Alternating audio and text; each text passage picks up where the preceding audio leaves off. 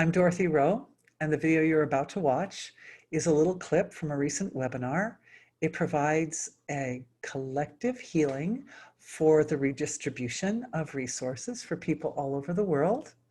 There are a couple terms that may be unfamiliar to some of you, and you can find definitions for those terms in the description below, or you can always visit my website and knowledge base. If you like this video, please like and subscribe. I really appreciate that. It helps me grow my channel and make this type of information and content available to more people. Thanks for watching. Here's a question that came in. Can we please do a healing for the caste system that silently exists in our country? What a beautiful question to follow the information of the yugas.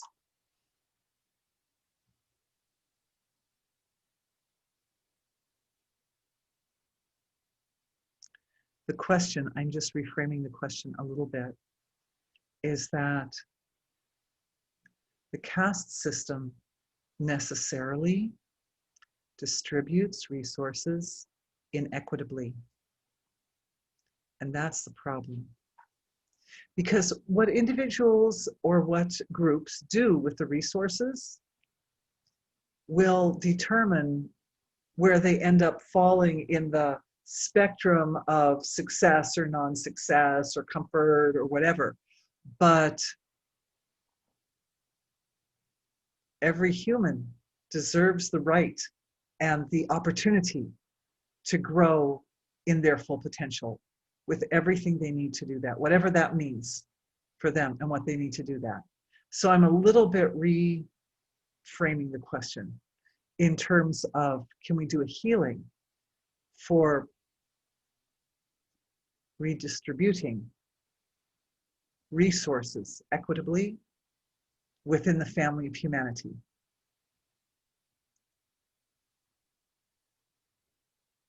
And that is definitely a healing that is promoted from the heart center. Along with that is from the energy healing perspective. So we've got the heart center kind of where the energy is beginning, where the transformation of consciousness begins. But resources are not just physical resources, right? There are lots and lots of different types of resources. And if we go to the source of resources, we're going into the source of creation, and then how the energy from the source of creation is distributed from the causal level. And here we use a spectrum of density, right, with the physical up here and the field of being down at the bottom. But the causal level is where the first deepest level of the manifest form of creation is, where the laws of nature that are responsible for the distribution of resources reside. So there are specific laws of nature that will be more lively in certain bodies than others, in certain places than others, right? Like if you live in, if you live in a part of the world that's tropical, there's certain types of foods that are grown in those areas that don't grow in places that are more Arctic, and so forth. So there's kind of a natural distribution of different types of resources depending on people's location on the earth. And yet, those laws of nature, what I'm doing is I'm just appealing my attention to those laws of nature. And as our collective, we can enjoy putting our attention on those laws of nature. And we can it even ties into that whole thing with the yugas, right? Because laws of nature are different in the different yugas. So in Sat Yuga, to manifest a thought is just instant. You just think something and it's manifest. And in Kali Yuga, you get this idea, well, this will be a good idea. And then it can take years and years and years to bring it to fruition. So, it means that those particular laws of nature that are the resources for manifesting thought in Kali Yuga, for example, they're not lively that are the laws of nature that manifest things instantly in Sat Yuga are not lively in the time that we're in, the Kali Yuga time. Yes. So from the heart,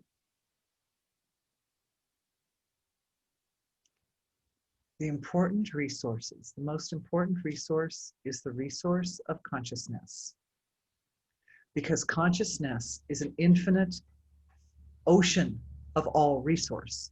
So even if you're living deep under the ground, or even if you're living in a frozen wasteland or a burning desert, wherever you are,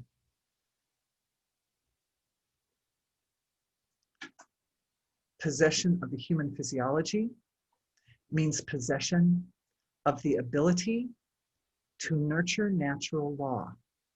That's one of the things we do as humans. We nurture natural law, and we do it very spontaneously and innocently. We do it through the production of soma in our cells. We talked a little bit about that yesterday. I've talked a lot more about that in the past. But soma production, like anything else that we do as people, is something that we can either lean into or resist. So leaning into soma production means engaging motherly qualities. Why do I say that? Because the soma is produced in the mitochondria of the body, and the mitochondria information, the DNA, mitochondrial DNA, is passed through the mother's line. So the values that we think of as mother values, and of course, we're in the heart center now for this healing, for the caste system, or for, I would say, inequity of resource distribution. So it's the activation of these nurturing, sustaining, providing, creating, creative energies. Also, I would say natural forms that step outside the boundaries and limitations of human constructs, like solutions that think outside the box, something like that, because that is required to meet the types of limitations and boundaries that we necessarily face within the context of the human condition and the earth condition. Inevitably, there are little unfairnesses that kind of get built into the system. And so it's that energy to be able to step out, to think outside the box, and to create a balance for the little unbalances. And the thing is that there are two things that I see happening here. One is an activation or enlivenment of those mother qualities, and the other one is a recognition of those abstract gifts that come from the outside the box potential of consciousness, the outside the box potential, the recognizing them as valid gifts, as valid. Because one can say, well, it didn't come through the right channels, or it didn't come the way I was expecting it, and therefore it's not valid. No, it's still valid. It's still valid. And in fact, that's where miracles come from.